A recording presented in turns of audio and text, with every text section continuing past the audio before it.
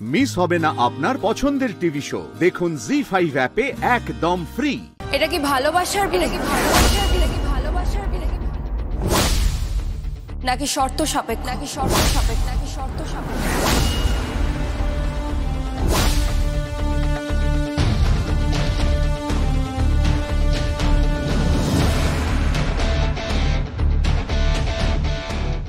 মানে আপনাকে দেখে মনে হচ্ছে এই বিয়েতে আপনার কোনো উদ্দেশ্য আছে, তাই জিজ্ঞাসা করলাম।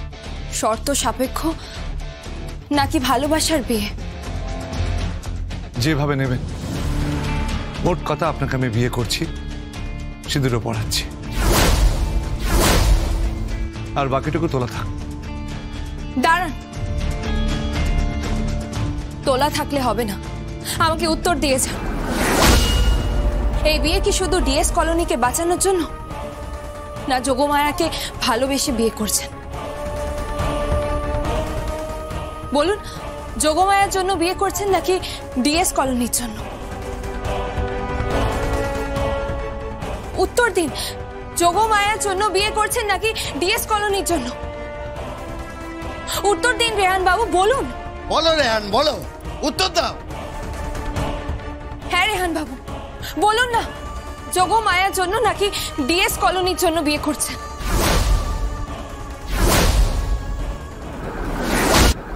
ডিএস কলোনির জন্যই বোধহয় বিয়েটা করছে। আমারও তাই মনে হচ্ছে, ও যা করেছে ডিএস কলোনি বাঁচানোর জন্যই করেছে। ও আমাদের ভূমিপুত্রর মতো কাজ করছে।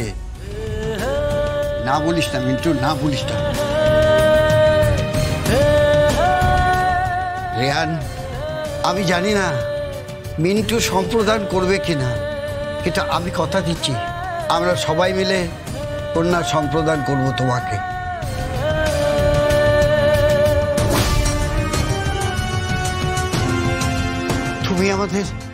তুমি আমাদের শেষ আশ্রয়, নইলে চ্যাটার্জি গ্রুপ এই ডিএস কলোনি ভেঙে গুড়িয়ে নতুন ভাবে হাসপাতাল তৈরি করবে। তোমাকে বিশ্বাস করে এই মেয়ে তোমার হাতে তুলে দেব। তুমি এসো, আমরা সবাই আছি, আমরা দাঁড়িয়ে থেকে সবাই মিলে তোমার বিয়ে দেব।